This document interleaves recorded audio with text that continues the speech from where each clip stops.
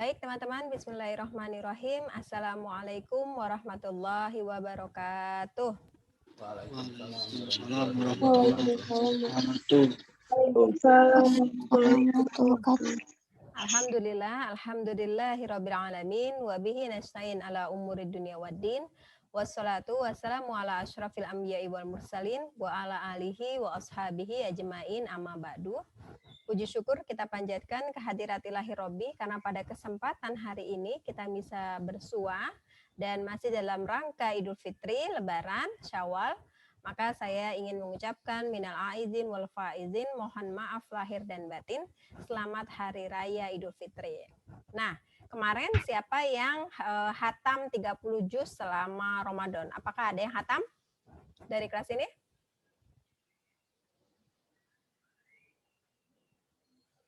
Hatam semua? Wah, keren, hebat. Hatam semua ya? Enggak, Bu. Enggak, Bu. Enggak ada yang hatam? Enggak. Ya 10. Allah, Robbi Karim salam. Baik. Salawat dan salam semoga tetap terhaturkan pada Nabi Allah Muhammad SAW karena risalah yang dibawa beliau telah membawa kita kepada zaman kejayaan ya.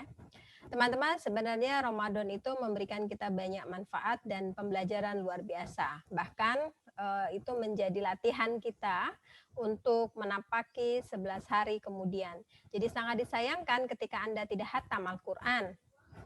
Kalau boleh saya berbangga hati dan harus berbangga hati supaya Anda menjadi contoh baik bagi Anda adalah saya menghatamkan 2 kali ya.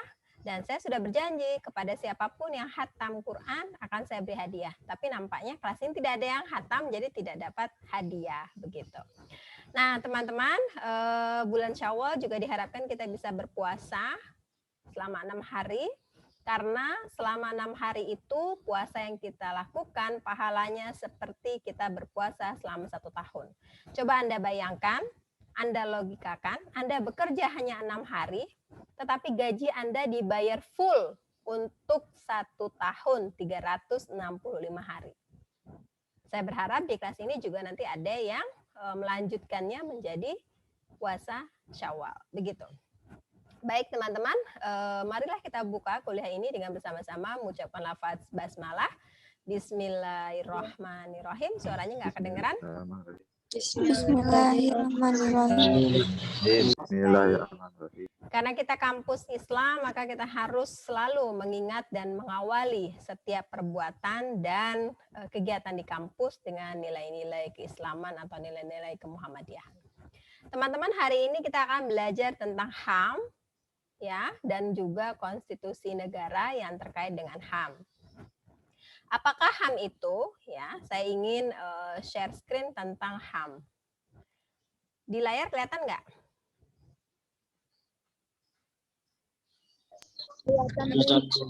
Kelihatan ya? Oke, baik. Bagus. Oke, saya akan mengawali pembahasan kita pagi hari ini dengan HAM ya. Apakah HAM itu? Siapa yang mau kasih tanggapan lebih dulu? Siapa yang mau bicara tentang HAM? Saya persilakan. Silakan, siapa yang mau bicara tentang HAM? Kok semuanya diam? Hak asasi manusia. Iya betul, hak asasi manusia, tetapi apa? Apakah HAM itu? Ada yang mau kasih tanggapan? Hak yang melekat pada diri manusia. Hak yang melekat pada diri manusia. Selain itu apa lagi?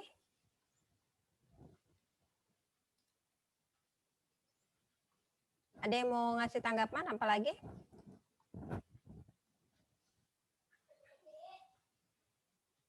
Nggak ada, masa nggak ada sih? Silakan. Masa cuma satu yang akan memberi tanggapan? Silakan. Hak-hak dasar manusia yang dimiliki sejak berada dalam kandungan, Ibu. Hak dasar yang dimiliki manusia sejak dia dalam kandungan, lahir, dan semuanya. Oke, hari ini kita akan membahas tentang HAM dan bagaimana kaitannya dengan Islam. Yang pertama, saya ingin menjelaskan kepada Anda semua, HAM itu adalah sesuatu hukum yang sifatnya natural atau alam kauniyah ya. Nilai dasar Islam atau nilai-nilai kauniyah dan syariah itu mengandung nilai kauniyah yang terkandung dalam ayat-ayat kauniyah pada alam semesta, yang dia senantiasa bergerak pada ketetapan-ketetapan alamiah, lahir dan mati dalam proses evolutif, mencari kebaikan universal, dan lain sebagainya. Serta nilai kauliyah itu atau nilai syariah terkandung dalam ayat-ayat kitab suci Al-Quran, ya, kemudian beberapa kitab yang lain. Nah, nilai-nilai syariah diselaraskan untuk mencapai nilai-nilai kauniyah, yaitu misalnya ya ada perintah misalnya kisos dalam Al-Quran. Nah, apakah kisos itu sesuai ya untuk zaman sekarang atau bagaimana? Atau sebenarnya kisos sendiri punya pemaknaan yang berbeda, yaitu adalah adanya lembaga pemaafan atau diat, sehingga tidak semua kasus itu berakhir dengan kisos. Jadi ada pemaafan dan diat. Begitu juga untuk hukuman yang sifatnya restruktif. Itu tujuannya apa? Untuk tujuannya mencapai hukum yang kauniyah tadi, supaya menghindari hukuman mati, misalnya hukuman potong tangan, dan lain sebagainya. Nah, teman-teman, asal-usul HAM itu sendiri adalah sama tuanya dengan keberadaan manusia atau hak alam ya secara natural. Apakah HAM adalah masalah baru berasal dari berasal dari Barat? Maksud saya tentu saja nanti akan kita diskusikan. Karena sebenarnya terminologi HAM itu juga sebenarnya ada dalam Islam. HAM itu bukan sesuatu masalah lama atau baru, tetapi gejala evolusioner yang mendewasa dan dalam tahapan ini sebagai peradaban ya atau mencerahkan manusia. Nah, rezim HAM internasional ini kita akan melihat pada situasi di tingkat dunia. Dulu ada kasus yang namanya Perang Dunia ya, Perang Dunia Pertama, Perang Dunia Kedua, kemudian orang berpikir, ini ketika perang banyak menimbulkan korban jiwa, banyak menimbulkan kerusakan, dan lain sebagainya. Jadi kayaknya kita harus mulai berpikir ulang supaya tidak ada perang. Supaya hak-hak manusia itu dilindungi. Itu sebabnya kemudian negara-negara mendiskusikan hal itu sebagai dasar lahirnya dari deklarasi umum hak asasi manusia sebagai kesepakatan umum. Nah, HAM ini kemudian bertitik tolak kepada negara. Jadi negara itu punya kewajiban untuk melindungi setiap warga negaranya. Tanpa membedakan jenis kelamin, kemudian suku, bangsa, maupun agama. Jadi titik tekan dari HAM ini adalah persamaan bagi semua orang. Termasuk persamaan di muka hukum. Jadi orang tidak boleh dihukum semena-mena tanpa proses peradilan, misalnya begitu. Nah, teman-teman, HAM ya yang bersifat kauniyah maupun syariah itu, HAM itu bersifat universal sebagai hukum positif yang ada di PBB, di internasional, dan itu diadopsi oleh negara-negara anggota PBB.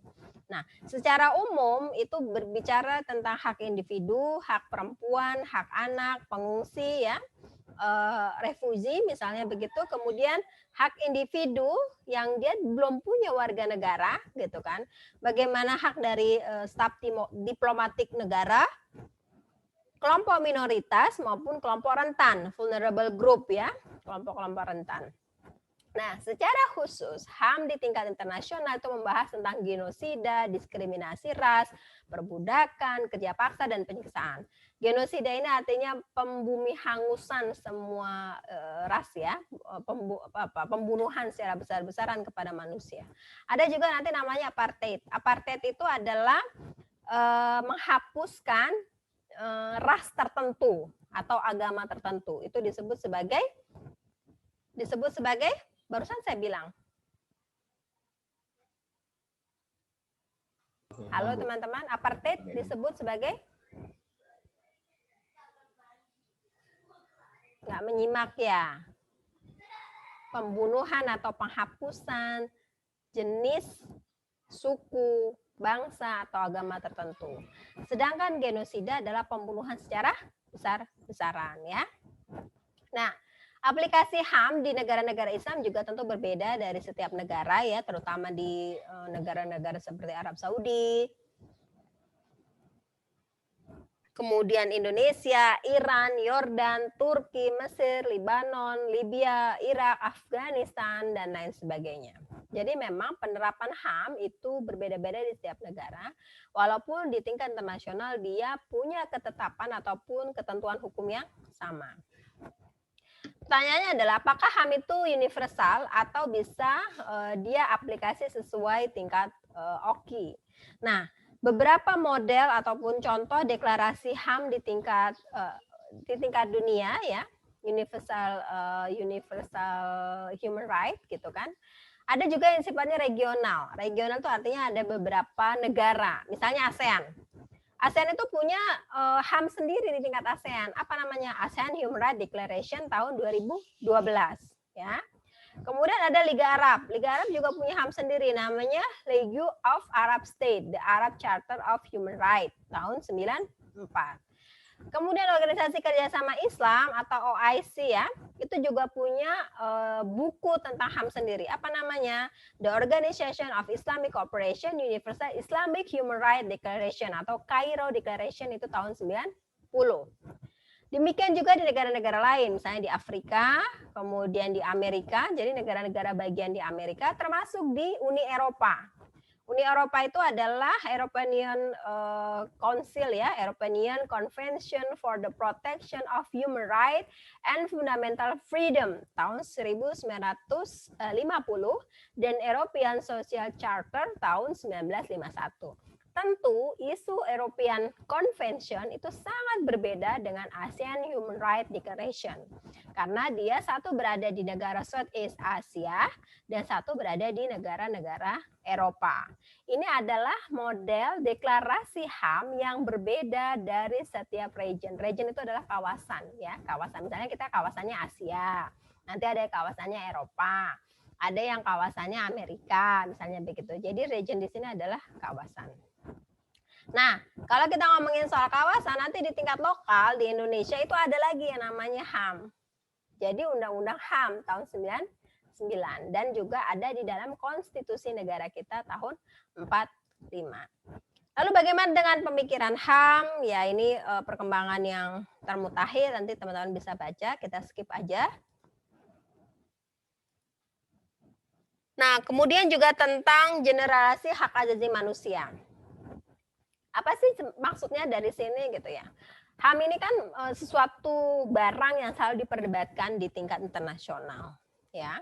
Tetapi yang terpenting adalah 5 hak dasar HAM yang sering Ibu sebut sebagai non-derogable right. Jadi hak yang tidak boleh dicerabut, tidak boleh diambil dalam keadaan apapun. Itu hak hidup, hak berpindah, hak beragama atau berpikir, kemudian hak tidak boleh mendapatkan perlakuan yang tidak manusiawi, tidak boleh mendapatkan penghukuman, tidak boleh mendapatkan penyiksaan.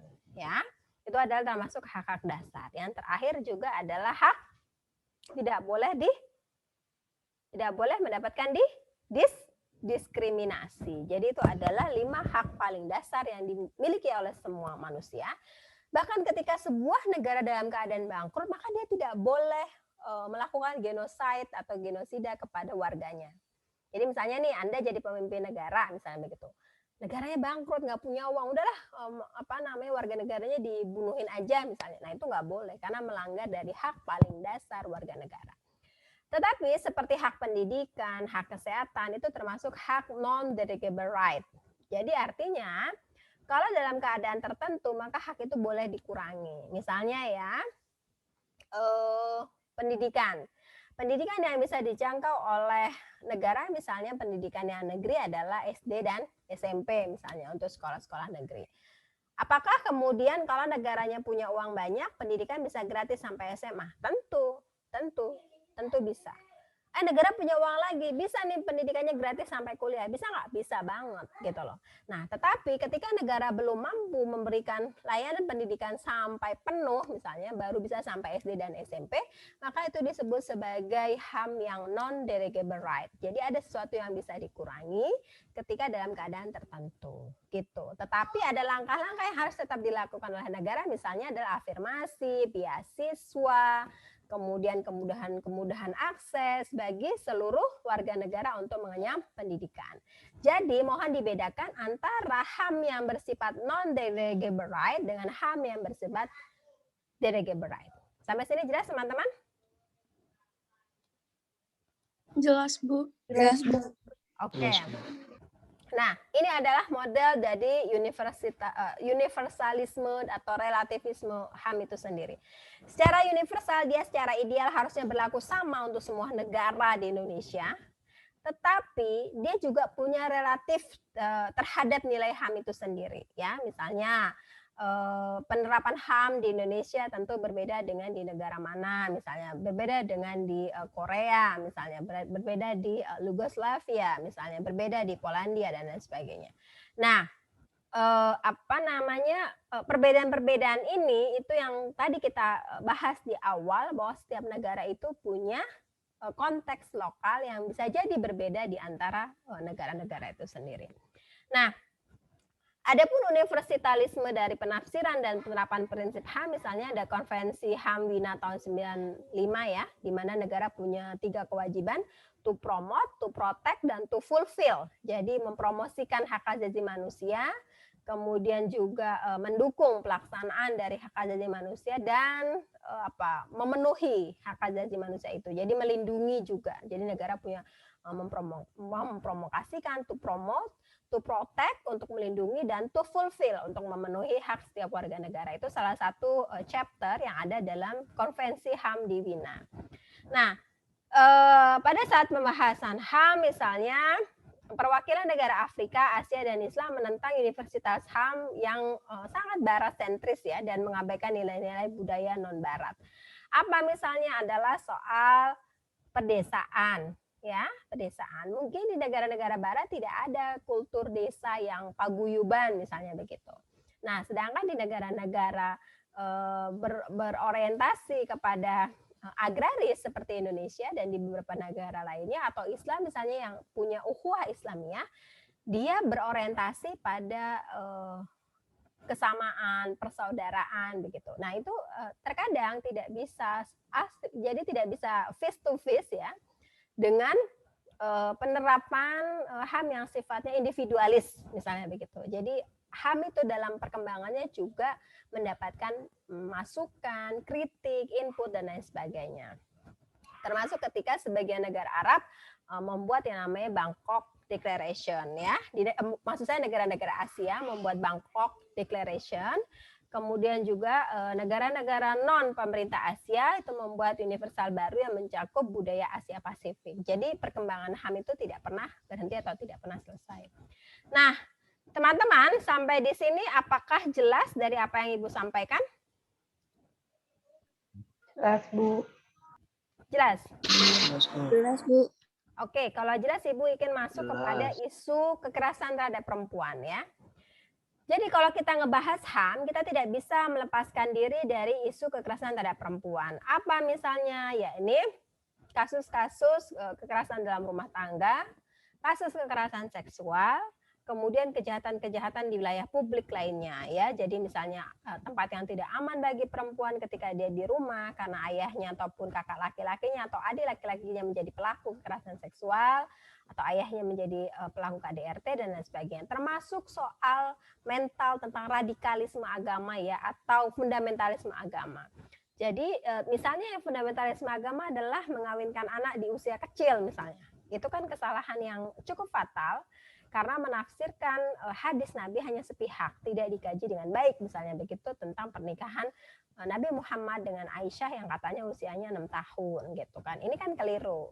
Karena sebenarnya pernikahan itu bukan terjadi ketika Aisyah umur 6 tahun tetapi 18 tahun. Jadi kajian terhadap keagamaan itu juga harus komprehensif supaya sesuai dengan hak azazi anak.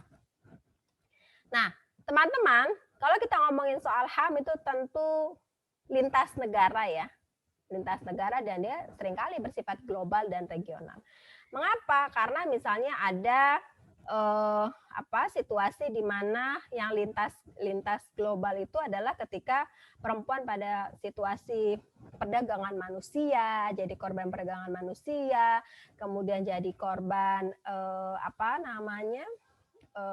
ISIS misalnya begitu, kemudian juga narkoba dan lain sebagainya. Jadi memang HAM ini meliputi banyak dimensi, termasuk dimensi cross country ya, jadi dia tidak tunggal. Nah, teman-teman, penting kita melihat sebenarnya sejauh mana sih ketika ngomong soal demokrasi, terus HAM perempuan itu terpenuhi. Apakah ketika sebuah negara sudah merdeka, HAM seseorang itu bisa sudah terpenuhi dengan baik gitu ya. Ini penting dilihat. Karena sekali lagi kembali kepada situasi isu HAM perempuan lintas batas, lintas global dan lintas regional, ini ternyata perempuan juga masih mendapatkan pihak yang menjadi korban utama. Jadi kita penting mendiskusikan hari ini. Nah, saya sudah menjelaskan semua tentang HAM dan hak-hak prinsip dasar. Mari kita kembali kepada ajaran dari konstitusi negara kita Republik Indonesia. Nah, salah satunya menyebutkan adalah kemerdekaan adalah hak setiap warga negara, hak setiap bangsa. Yang oleh sebab itu tidak boleh apa? Coba ingat nggak? Kemerdekaan adalah hak. Bunyi konstitusi kita, siapa mau jawab? Ibu mau tunjuk ya. Az-Zahra, bunyi konstitusi kita gimana yang tentang kemerdekaan?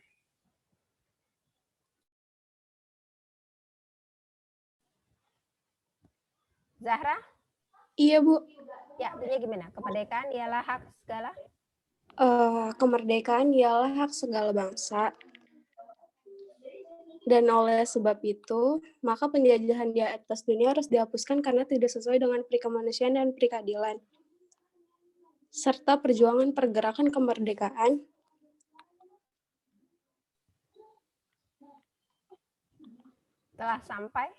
telah sampailah di saat yang berbahagia dengan selamat sentosa mengantarkan rakyat Indonesia ke depan pintu gerbang kemerdekaan yang kemerdekaan Republik Indonesia. Iya. Jadi penjajahan itu harus dihapuskan, ya. Bayu gimana menurut Bayu?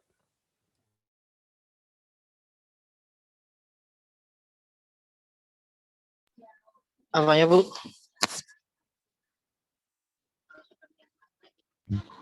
Gak ada suaranya, Bu. Mic-nya mati.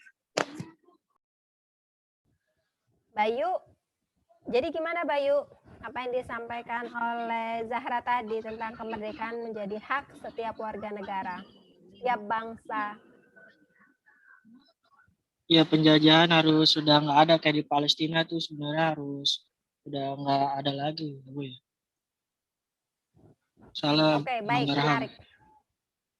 Baik, menarik nih apa yang disampaikan oleh Bayu, bahwa sebenarnya penjajahan sudah nggak boleh ada lagi, seperti yang di Palestina seharusnya nggak boleh ada penjajahan. Oke, kita akan diskusi pada konteks Palestina ya, karena Bayu sudah menyinggung soal ini. Silakan teman-teman, siapa yang mau memberi tanggapan? Sebenarnya situasinya apa sih yang terjadi di Palestina? Siapa mau ngasih tanggapan? Kameranya silakan dibuka semua. Kalau belum ada yang memulai untuk menyampaikan gagasannya, akan Ibu tunjuk satu persatu. Silakan.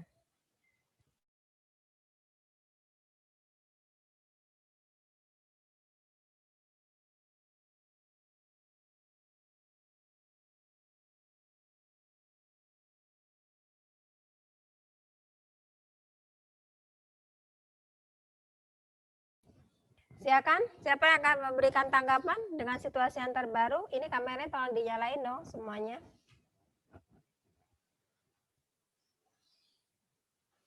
Lulu Hairunisa, Lu, gimana Lu?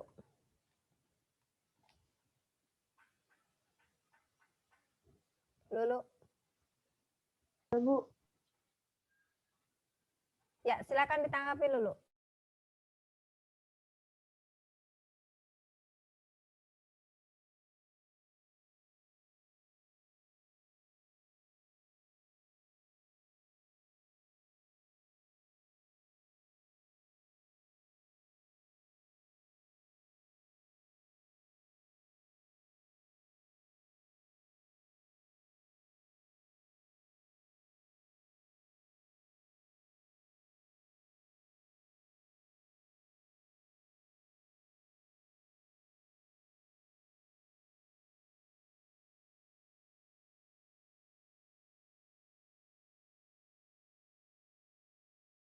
Ya, silakan ditanggapi. Ini kok kameranya yang buka hanya Bayu ya, yang lain nggak buka ya. Lulu gimana Lulu? Atau siapa yang mau memberikan tanggapan tentang situasi terbaru di tingkat internasional? Bahan yang Ibu kasih juga bisa dijadikan bahan ya buat diskusi kita. Widiana, silakan Widiana.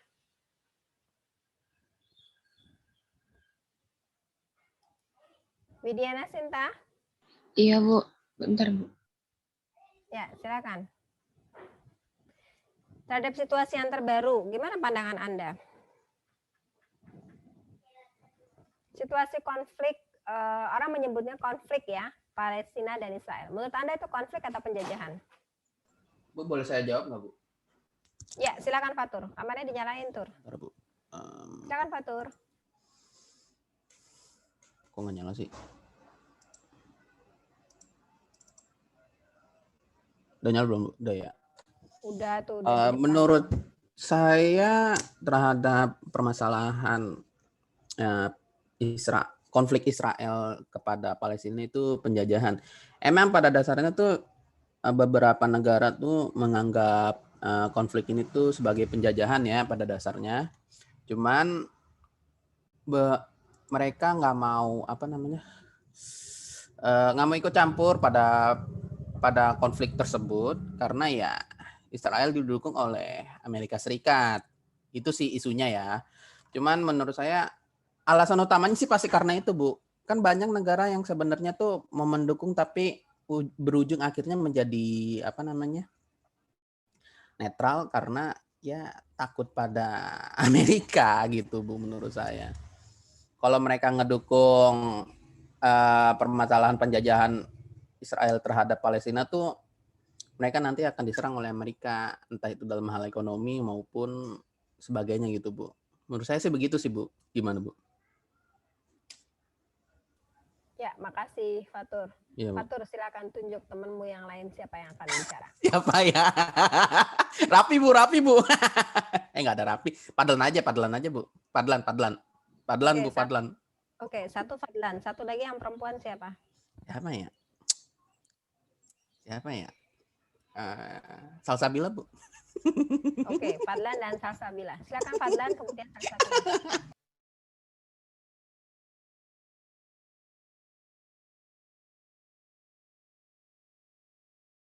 Fadlan, Salsabila, silakan. Fadlan, Salsabila.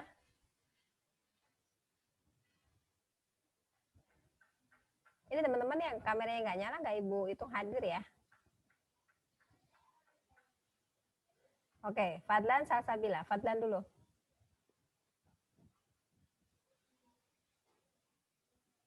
Fadlan yang mana nih Fadlan nih?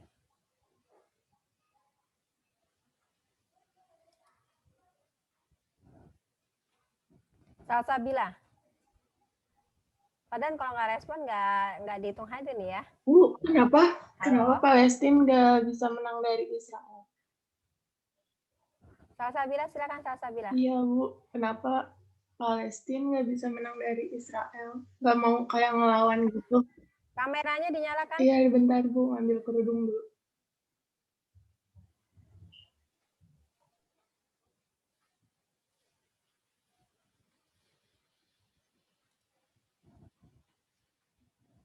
Habis ini Fadlan siap-siap ya. Nanti Salsabila kirim lagi kepada teman yang lain untuk memberikan tanggapan. Mau ngomong soal sejarah juga boleh. Silakan, Salsabila. Itu tadi pertanyaan saya, Bu. Bukan pertanyaan, Salsabila diminta memberikan tanggapan situasi HAM. Bagaimana pandangan Anda tentang HAM atau misalnya current situation yang ada di situasi yang ada di Palestina? Iya, Bu. Silakan Salsabila.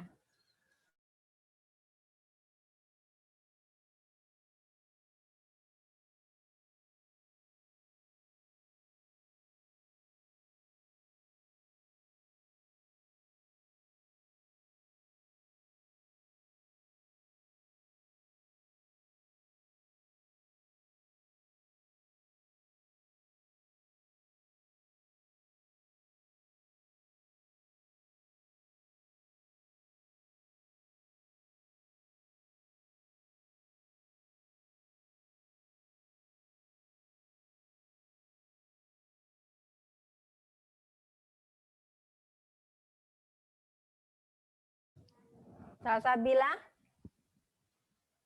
Kalau gitu Lulu Hairunisa dulu. Lulu dulu, silakan Lu. Salsabila Anda wajib memberikan tanggapan ya.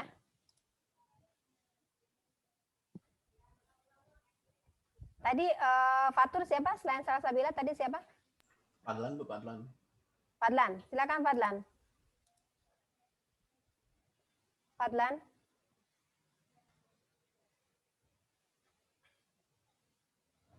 Fadlan. Fadlan ada di Zoom nggak sih?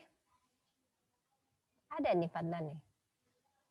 Yang nggak ngejawab Ibu remove ya. Berarti nggak hadir nih. Yang nggak respon Ibu anggap nggak hadir ya.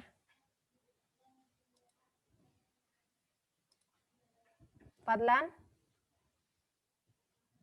Fadlan, ini teman-teman kalau misalnya nggak respon di Zoom itu dianggap tidak hadir. Kalau di remove berarti nggak bisa kembali lagi ke Zoom. Halo, liburnya udah panjang loh. Kita kembali kuliah loh. Halo. Liburnya sudah panjang. Kita kembali kepada kuliah.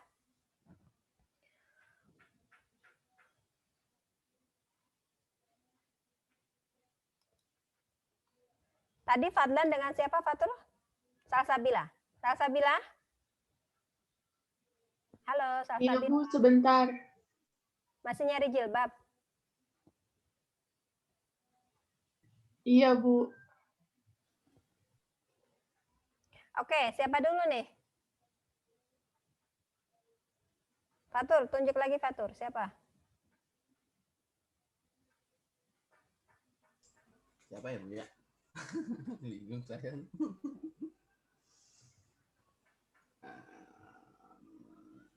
Bu Hari, Bu. Coba Bu Hori, silakan Bu Hori. Bu Hori, silakan Bu Hori. Ya, ya.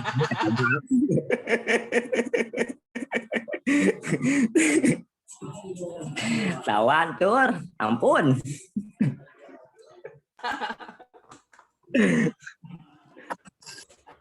Menurut saya sih Bu ya, kalau menurut saya ini dari kepercayaan sih Bu, kepercayaan dari Israel.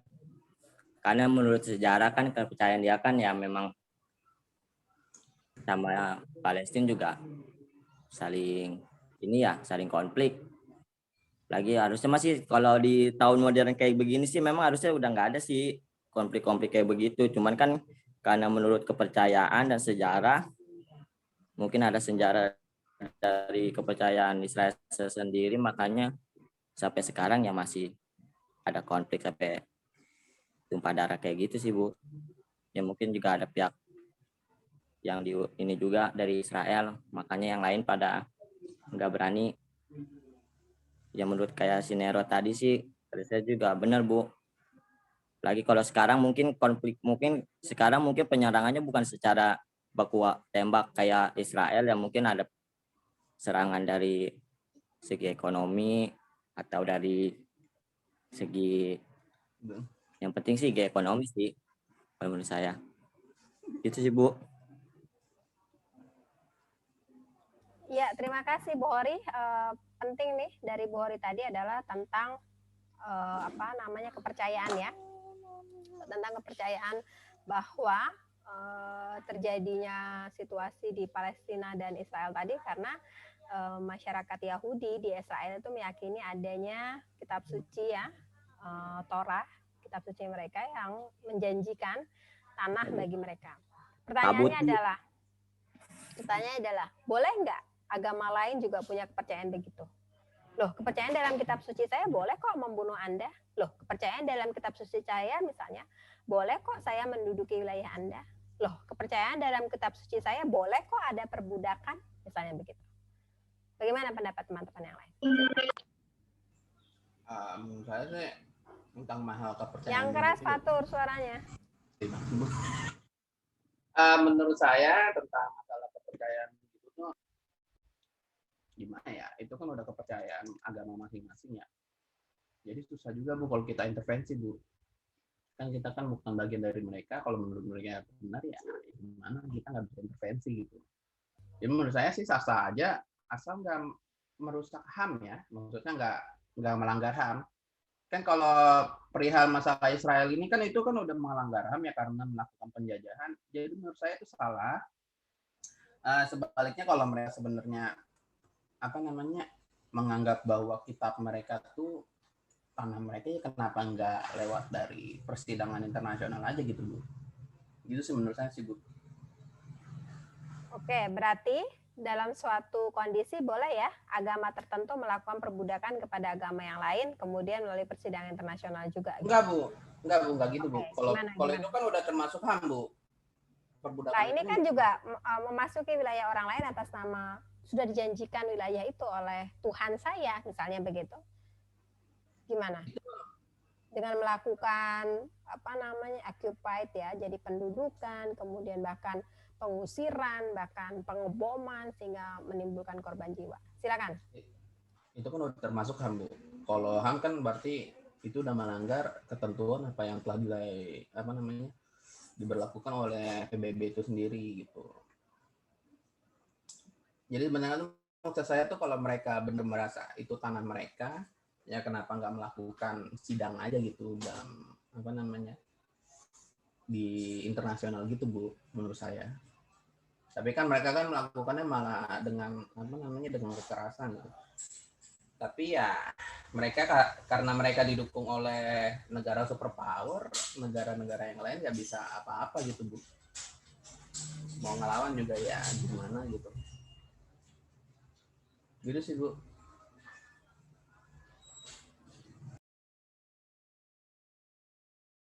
Oke, makasih Fatur. Yang lain? Ibu, saya mau bertanya. Berarti Israel Palestina itu tentang keagamaan atau tentang perebutan wilayah, Bu? Aulia nanya nih, jadi Israel Palestina itu tentang agama atau perebutan wilayah? Siapa mau kasih tanggapan? Bu, saya mau ngobrol, Bu. Silakan. Bu, saya mau jawab yang tadi. Ya, Dari silakan. siapa nih, Bu? Habis Yusuf, kemudian yang kedua siapa tadi? Ngomongin soal konflik atau penjajahan, kalau menurut saya itu adalah sebuah penjajahan. Bagaimana bisa dikatakan konflik, Bu? Konflik itu kan seharusnya setara, ya, Bu. Kayak misalnya konflik antara Cina dengan Amerika. Wajar dia setara, sama-sama punya kekuatan, militernya bagus. Tapi kalau misalnya Palestina dengan Israel, itu kayaknya kurang enak aja gitu kalau disebut konflik. Palestina senjatanya apa, Bu? Kalau yang saya tahu ya, dari media-media yang saya lihat itu paling dia memerangi orang-orang yang bersenjata dengan batu, senjata api maksudnya, Israel. Dari situ aja kelihatannya beda banget, jompang. Itu maksudnya kenapa bisa disebut menurut saya penjajahan. Jadi Israel itu yang tadi sudah disebutkan sama Ahmad Bukhari, dia itu ingin mencaplok tanah pengusiran secara paksa, mengusir orang-orang yang lemah, itu disebut dengan penjajahan. Maka dari itu cuma bawa-bawa agama. Sementara kalau nyambung kata-kata Ibu misalnya ada perbudakan, bahkan di Indonesia pun ada beberapa orang yang agak gimana ya sama agama kita, karena kok Islam boleh sih poligami gitu. Sebenarnya kalau melihat itu, kalau menurut saya Bu, itu ada aturannya. Sementara kalau misalnya yang dilakukan Israel sama Palestina itu, kalau misalnya memang Tuhannya Yahudi ya, masa mengizinkan kekerasan seperti itu kan agak aneh juga Ibu ya. Bahkan saya pernah baca tuh ada nenek-nenek yang agamanya Yahudi aja nggak sepakat gitu dengan cara seperti itu. Kalau di poligami ya jelas, maksudnya jelas tuh ada aturannya, ada syaratnya. Itu dijadikan kedok aja mungkin buat orang-orang yang istilahnya poligami kan agama gitu. Tapi nggak gitu juga sih sebenarnya. Gitu Bu, tanggapan saya Bu. Terima kasih. Makasih banyak Yusuf. Ya, tadi siapa mau ngasih tanggapan? Bu, saya boleh nambahin nggak Bu? Dulu. Kan Habis Fatur, nanti dulu yang perempuan dulu. oh yaudah. Kamu lagi di pantai kayaknya seru banget itu. Oke, tadi siapa yang mau ngomong dulu? Siapa tadi yang sudah tadi bersuara? Siapa tadi? Yang perempuan tadi? Salsa, Bu. Oke, Salsa. Silakan Salsa. Iya, Bu, tanggapan saya, serangan Israel kepada Palestina bermula karena Israel menggusur warga Palestina yang ada di wilayah Sheikh Jarrah, kota Yerusalem bagian timur.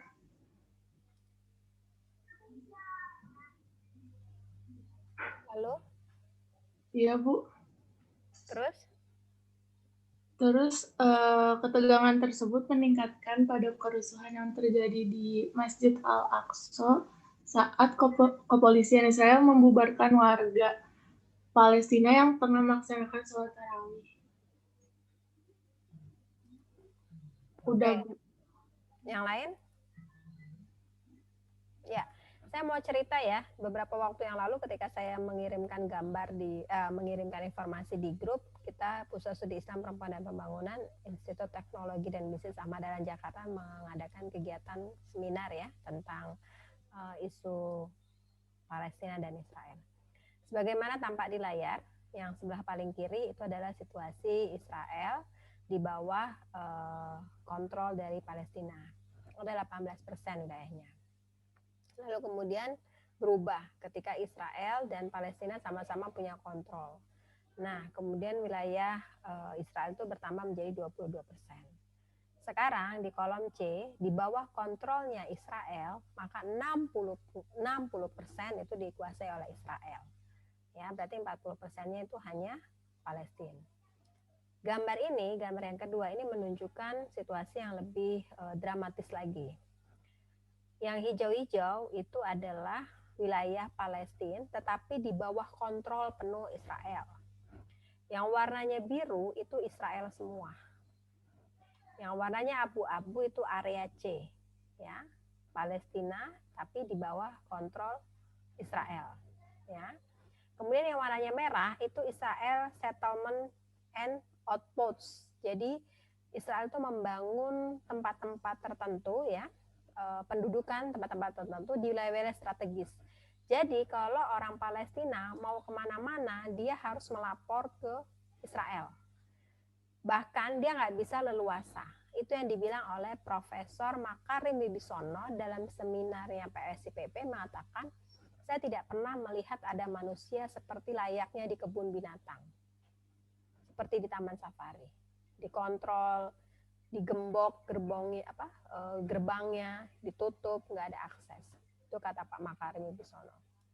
Nah, ini dipresentasikan oleh Ibu Dina Sulaiman. Ini wilayah-wilayahnya ya. Jadi ini titik-titik kontrol ini nih. Israel checkpoint namanya. Yang warna merah ini, Israel checkpoint. Jadi betapa banyak wilayah yang dikontrol oleh Israel. Sehingga warga Palestina itu tidak bisa kemana-mana dengan leluasa. Nah, karena dia tidak bisa kemana-mana leluasa, karena ada Israel checkpoint ini. Bahkan menemui saudaranya saja yang beda desa. Katakanlah begitu ya, beda desa. Beda RT RW, kira-kira begitu. Itu aja harus melalui checkpoint. Nih gambarnya. Bayangin. Harus berdesak-desakan dan membutuhkan waktu berjam-jam. Hanya untuk mengunjungi saudaranya saja. Padahal masih satu negara. Tetapi ada checkpoint Israel. Sehingga orang itu nggak bisa kemana-mana. Ini yang disampaikan dalam seminar tempo hari. Ada nggak di kelas ini yang hadir? Ada yang datang nggak dari kelas ini? Nggak ada yang datang? Oke. Jadi wilayah-wilayah itu sangat memprihatinkan teman-teman. Ya. Nah, ini nih, ya. Ini wilayahnya. Jadi benar-benar sangat memprihatinkan. Oke. Ya, silakan. Siapa lagi yang mau memberikan tanggapan?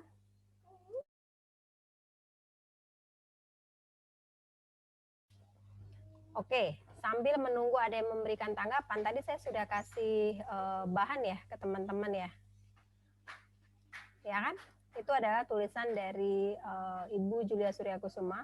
Beliau adalah penulis di Jakarta Post ya, dan seorang aktivis juga. Mari kita baca tulisan beliau bersama-sama. Saya mau nunjuk teman-teman ada yang baca ya. Silakan dibaca oleh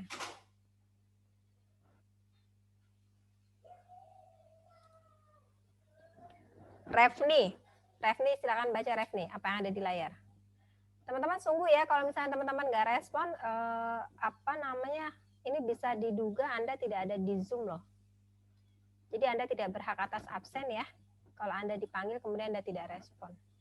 Ya, silakan. Yang tadi udah Ibu panggil, silakan dibaca yang di layar. Teman-teman? Iya, Bu. Ya, silakan dibaca. Kelihatan kan yang di layar? Kelihatan, Bu. Kelihatan. Oke, silakan dibaca.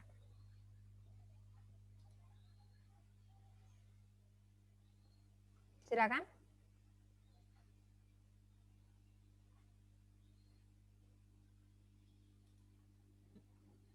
Ya, silakan dibaca.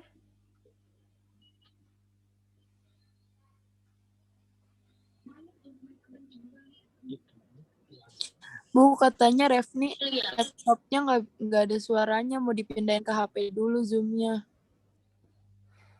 Teman-teman, sebenarnya kalau kuliah dengan saya ini perlakuannya sama nggak sih dengan dosen yang lain? Pokoknya kalau sama Bu Yuli tuh teman-teman agak menyepelekan gitu loh. Yang kadang laptopnya nggak siap lah, yang kadang HP-nya nggak ada suara lah, yang inilah, yang itulah gitu. Karena saya penasaran, kalau sama dosen yang lain kayak gitu juga nggak? Hayo, kira-kira.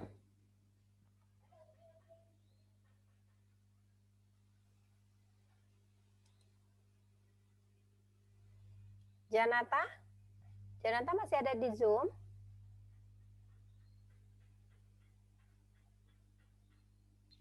Janata tadi ada, Bu. Masih. Janata mau ikut kelas nggak? Kalau mau ikut kelas, silahkan dibaca layar yang Saya baca, Bu. Oke, silakan Janata.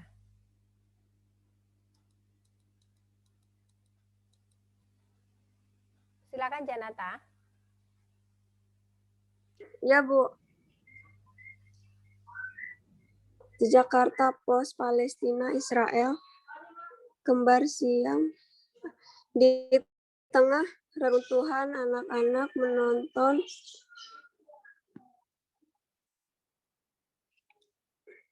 menonton serdadu bertopeng dari Brigade Perlawanan Nasional, sayap militer Front Demokratik untuk Pembebasan Palestina, berdiri di depan reruntuhan Menara Al-Jala yang menjadi tempat kantor berita The Associated Press dan Al Jazeera. Menara itu dihancurkan oleh serangan Israel selama konfrontasi baru-baru ini dengan Hamas di kota Gaza pada 23 Mei 2021. Pernahkah Anda mengalami momen tak terduga dalam hidup ketika bertemu seseorang yang tak dikenal yang akhirnya berpengaruh besar pada Anda? Bagi saya, hal itu terjadi di Bali, tepatnya berkaitan Ubud Readers and Writers Festival pada bulan Oktober 2011. Saya diundang untuk berbicara tentang buku saya yang baru terbit. Saya pun terbang dari Jakarta dan mendarat di Bandara Internasional Ngurah Rai. Kedatangan saya bertepatan dengan kedatangan 4 pembicara lainnya di Kanada, Australia, dan Selandia Baru. Sebuah minibus datang menjemput dan kami semua naik. Saya duduk di belakang peserta dari Kanada, seorang pria parubaya yang agak gempal dan memulai percakapan dengannya.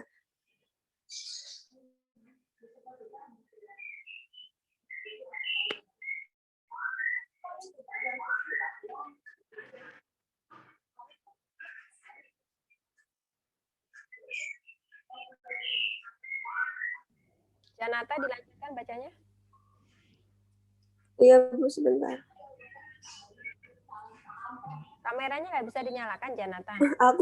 Aku mencondongkan tubuh ke depan kursiku, mengobrol melalui celah antara sandaran kepalanya dan sisi mobil sehingga aku bisa mendengarnya di tengah deru keras mesin pada perjalanan 1,5 jam di jalan berikut menuju perbukitan kota budaya turis di Ubud. Jalan berliku menuju Jalan Jalan berliku menuju budaya perbukitan. turis Ubud.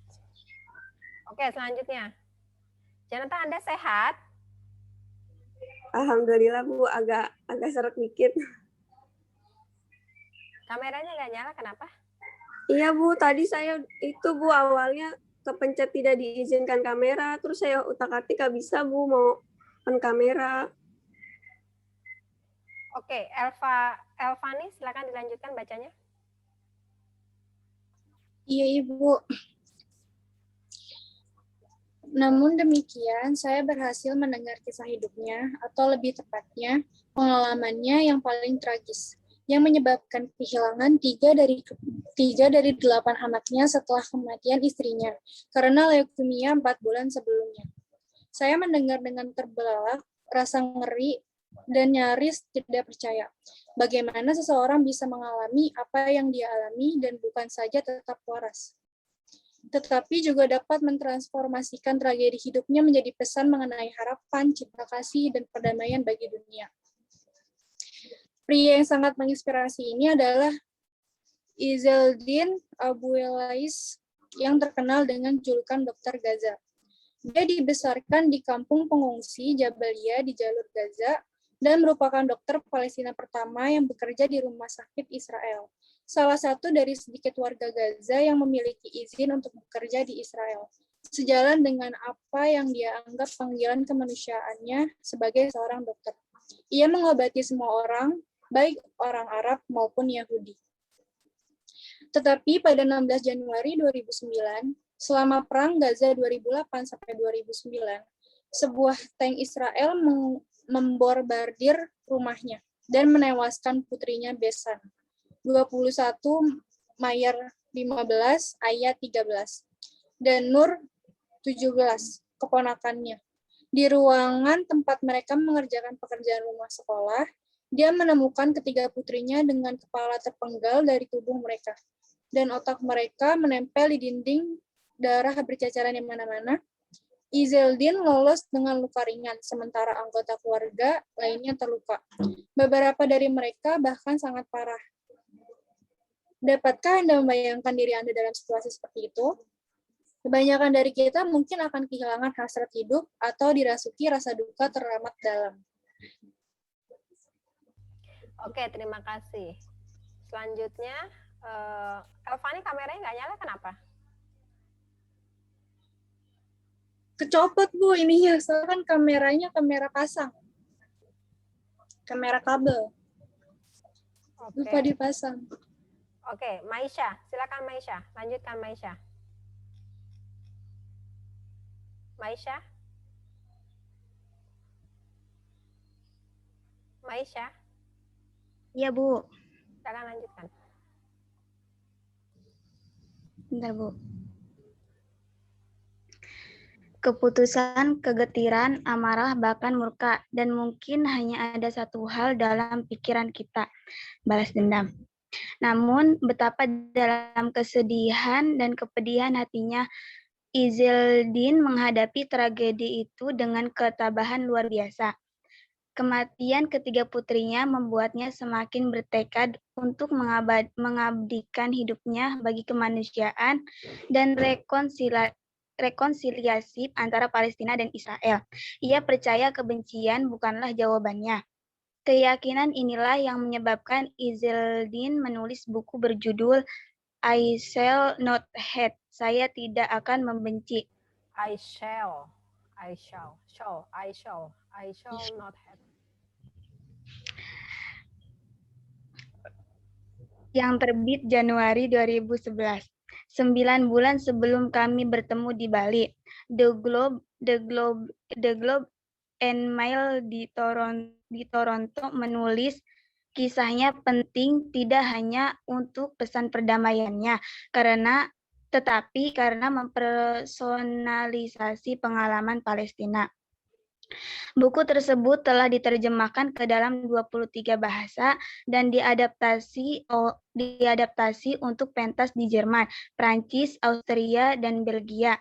Ia menerima banyak penghargaan untuk upaya kemanusiaannya, kampanye berkelanjutannya untuk perdamaian, dan telah didominasi 5 kali untuk hadiah Nobel Perdamaian.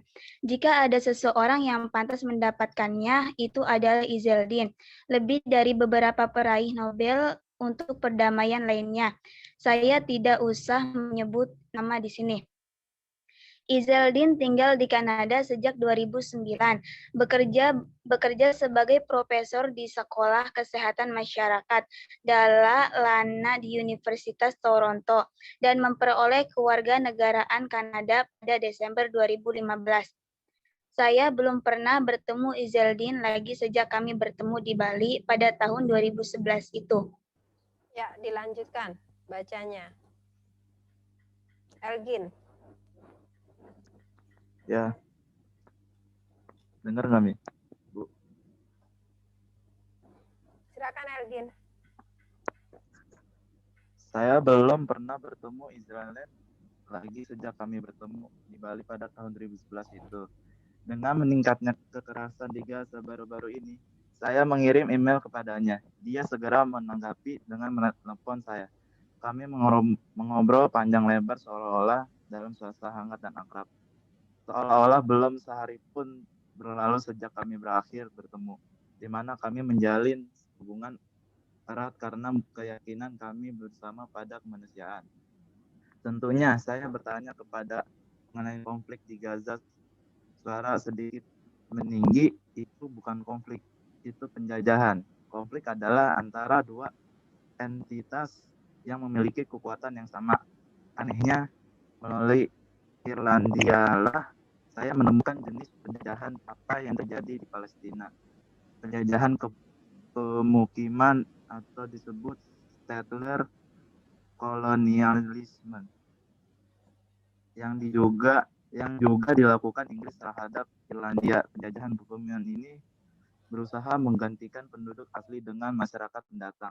Inilah alasan mengapa Irlandia negara paling pro Palestina di Eropa dan paling anti Israel sampai memboikot produk-produk Israel. Tapi penjajahan pemukiman lebih umum dari Anda kira. Bahkan sebenarnya merupakan gejala historis global terjadi di zaman kuno atau disebut oleh Yunani dan Romawi. Dan sepanjang abad pertengahan dalam kurung oleh Jerman dan Jepang. Di zaman modern contohnya antara lain Amerika Serikat, Kanada, Australia, Selandia Baru, Rusia, Afrika, Timur Tengah, Cina, dan banyak negara Asia, termasuk Myanmar dan Indonesia. Izzeldin dan saya juga membahas Myanmar karena Muslim Rohingya menjadi berita utama di seluruh dunia karena tergusurnya mereka dari negara bagian Rakhine di Myanmar. Mereka digambarkan sebagai kelompok minoritas yang paling teraniaya di dunia. Digambarkan di media sebagai ada yang ketinggalan Elgin. Emang iya, Bu? Mereka digambarkan di media sebagai kelompok minoritas yang paling teraniaya di dunia. Mereka mengalami nasib yang sama dengan orang-orang Palestina dan bahkan disebut sebagai Palestina berikutnya. Anda kenapa sih bacanya ini ribet ya, Bu? Dari awal sampai akhir gitu loh. Oke, saya lanjutkan ya. Indonesia mendukung perjuangan Rohingya dan Palestina. Jika Irlandia, negara dengan mayoritas penduduk Katolik, mendukung Palestina karena pengalaman terjajah mereka yang sama, maka Indonesia itu adalah karena hubungan sebagai sesama Muslim. Namun, ada sejumlah masalah dengan itu. Menteri Luar Negeri Retno Marsudi menyangkal bahwa Indonesia tidak bersuara mengenai Muslim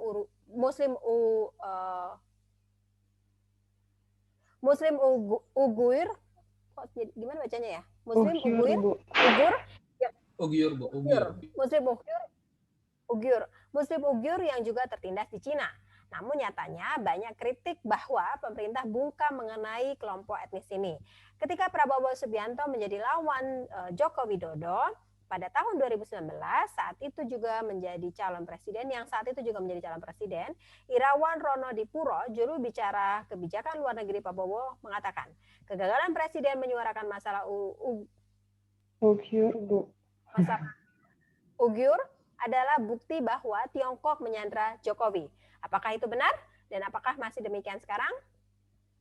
Masalah kedua adalah tindakan kolonialisme Indonesia sendiri di Papua dan Timur Timur yang dianeksasi Indonesia segera setelah memperoleh kemerdekaan pada tahun 1975 dari Portugal bekas penjajahnya. Indonesia acap dituduh melakukan pelanggaran hak asasi manusia yang berlimpah ala Myanmar terhadap Rohingya dan Israel terhadap Palestina. Sementara Timor Timur, sekarang Timor Leste, menjadi negara merdeka sejak 1999. Namun di Papua, pelanggaran hak asasi manusia masih terus terjadi dan banyak terjadi. Tidak mengherankan jika orang Papua pun melalui gerakan Papua Merdeka mengupayakan kemerdekaan sejak tahun 1965. Izaldin mengibaratkan Israel dan Palestina sebagai kembar Siam. Apakah demikian halnya dengan Rohingya dan Myanmar serta Papua dan Indonesia? Memisahkan kembar Siam penuh komplikasi dan risiko. Salah satu dari mereka bisa mati, tetapi juga bisa keduanya tumbuh, hidup, dan berkembang dengan baik. Izaldin percaya bahwa kebencian adalah penyakit yang menular dan merusak. Saya setuju. Faktanya kebencian jauh lebih buruk, lebih menular, lebih mematikan daripada virus corona.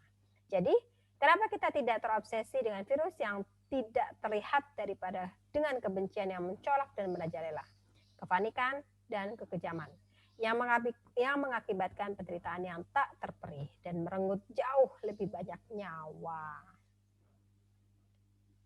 Kenapa bacanya kayak tadi? Gugup. Teman-teman nggak terbiasa baca di depan forum? Iya, Bu. Harus dibiasakan ya, makanya kan saya membuat tugas untuk membuat konten video kreatif supaya semua terbiasa membaca.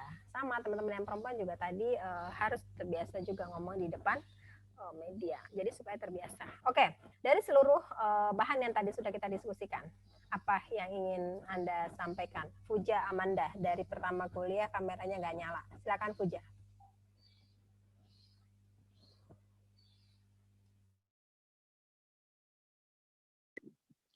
Dari awal ya, Bu.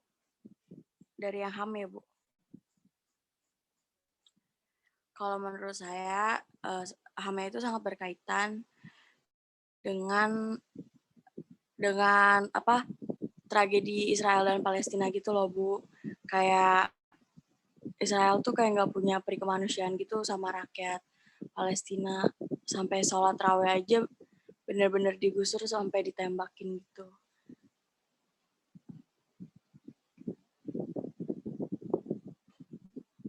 Begitu aja sih, Bu. Oke, makasih. Yang lain? Janata? Janata belum ngomong kan?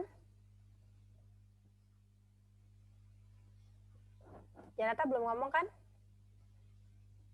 Halo Janata? Janata? Halo? Janata? Janata, halo?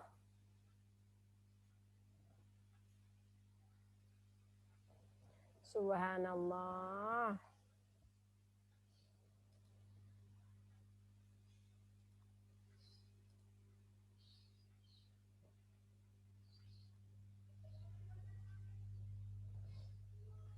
Oke, siapa yang lain? Putri Maharani? Silakan kasih tanggapan Putri. Iya, Bu. Terhadap HAM.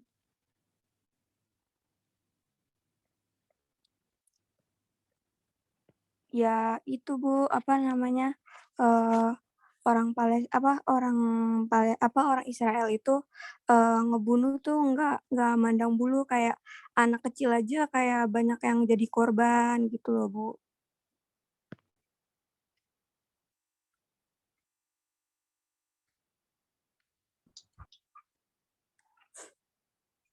Nggak punya peri kemanusiaan sama sekali. Oke, yang lain? Bu, saya mau nanya boleh? Boleh, silakan Rahmat. Maaf ya Bu, sebelumnya kameranya saya nggak bisa nyala. Kenapa? Jadi kan gini Bu, banyak yang berspekulasi bahwa kalau misalkan Israel sama Palestina kalau damai itu kiamat. Sedangkan kiamat itu katanya emang sudah mungkin terjadi kan Bu. Nah itu terus gimana Bu? Yang sebenarnya.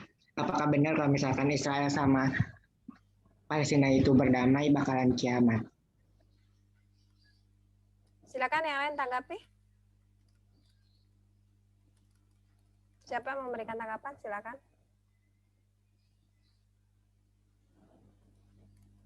Siapa?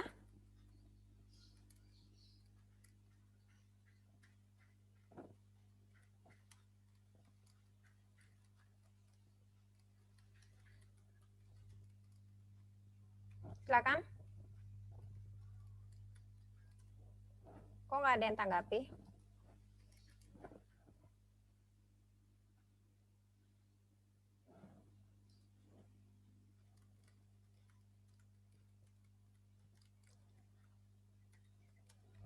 Coba silakan ditunjuk siapa yang Anda ingin memberikan tanggapan dari pertanyaan Anda.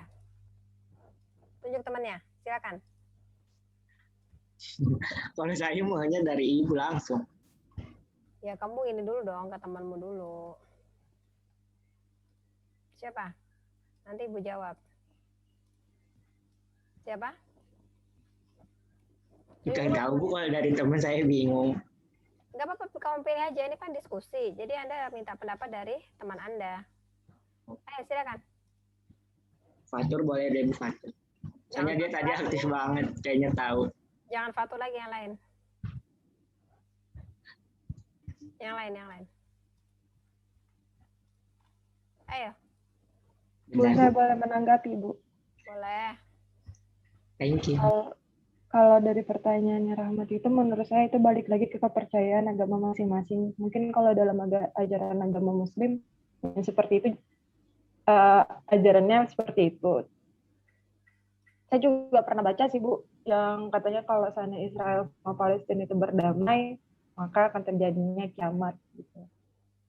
Terus? Balik lagi ke kepercayaan agama masing-masing sih Bu. Gitu. Kalau itu menurut saya Bu, ya. Yang lain? Izin menambahkan Bu, boleh? Ya, silakan. Kalau menurut saya, kalau Israel sama Palestina itu berdamai, sebenarnya itu termasuk ke ciri-ciri, bukan ciri-ciri sih, tapi kayak tanda-tandanya kiamat akan datang, itu cuma sebagai tanda-tandanya aja gitu. Nggak berarti dia berdamai langsung kiamat, nggak kayak gitu. Gitu sih Bu. Oke, yang lain? Kita udah punya 2 pendapat nih. Tadi pendapat dari siapa aja?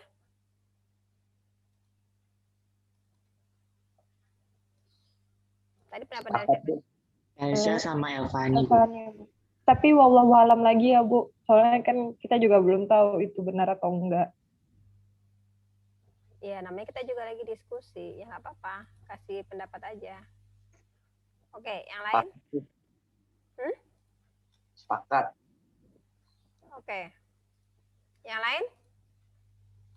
Apakah kita tidak bisa menciptakan perdamaian di Palestina? Pertanyaan pentingnya kan itu. Apakah ketika Palestina dan Israel itu berdamai gitu, kemudian telah terjadi yang disebut sebagai yang disebut sebagai kiamat begitu.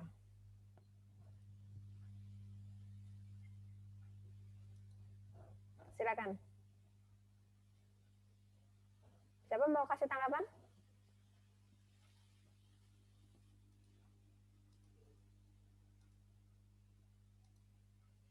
Siapa? Silakan.